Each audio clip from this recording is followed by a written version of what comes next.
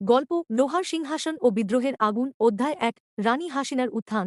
পূর্ব উপমহাদেশের এক প্রাচীন রাজ্যে ক্ষমতায় এলেন এক নারী শাসক, রানী হাসিনা। প্রথমে তিনি বলতেন, আমি মায়ের মতো জাতিকে আগলে রাখব। জনগণ বিশ্বাস করেছিল ভালোবাসা দিয়েই রাজ্য চলবে, কিন্তু সময়ের সঙ্গে সঙ্গে সেই ভালোবাসা পরিণত হল ভয় আর দমননীতিতে। শক্তি আর সিংহাসনের নেশায় তিনি তৈরি করলেন এক ছায়া প্রশাসন, যেখানে বিরোধিতা মানেই রাষ্ট্রদ্রোহ আর প্রশ্ন মানেই নিখোঁজ। অধ্যায় ২ নিপীড়নের ছায়া। বিশ্ববিদ্যালয়ের ছাত্ররা চেয়েছিল সুশাসন, সমান অধিকার, কিন্তু তাদের নাম উঠল কালো তালিকায়। রাতে রাতেই নিখোঁজ হলেন অনেকে, কেউ ফিরে এল না। সংবাদ মাধ্যমে পড়ল তালা।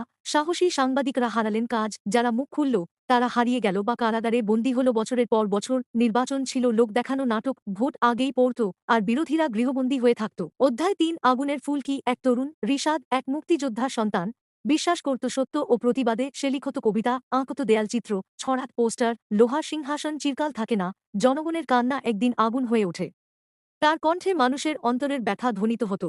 অধ্যায় ৪ জনতার জাগরণ। এক সন্ধ্যায় হাজারো মানুষ রাজপথে নেমে এলো, তাদের হাতে ব্যানার, মুখে স্লোগান, গণতন্ত্র চাই, জবাবদিহিতা চাই। রিশাদের নেতৃত্বে প্রতিবাদের ঢেউ আছড়ে পড়ে শহরের কেন্দ্রে। পুলিশ, ছাত্র সংগঠন, প্রশাসন সব তছনছ হয়ে যায়। অধ্যায় ৫ রানীর পতন। প্রাসাদের ভেতরে একাকী বসেছিলেন রানী হাসিনা। তার সেনাপতিরাও মুখ ফিরিয়ে নিয়েছে, বুঝলেন এই রাজত্ব আর টিকবে না। রাতের আঁধারে তিনি বিমানবন্দরে পাড়ি জমালেন। প্রাসাদ ফাঁকা, আর সিংহাসন পড়ে রইল ধুলায়। উপসংহার, রানী হাসিনার শাসন শেষ, আর এক নতুন অধ্যায় শুরু।